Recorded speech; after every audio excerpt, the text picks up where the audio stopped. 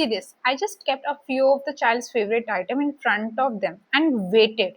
The one they picked up first, that will become their strongest reinforcement. And one of the important thing is that every child is different. सबकी preferences अलग हैं. कोई toy prefer करता है, कोई bubble prefer करेगा, कोई कुछ रैंडम चीज प्रेफर करेगा.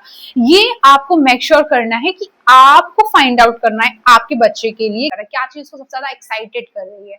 ठीक है. And don't just try to copy from the other child. Like अगर कोई बच्चा है, उसको कुछ फूड आइटम एक्साइट कर रहा है, तो आप सोचो कि हम भी अपने बच्चे पे वही अप्लाई करेंगे. नहीं हो पाएगा, राइट.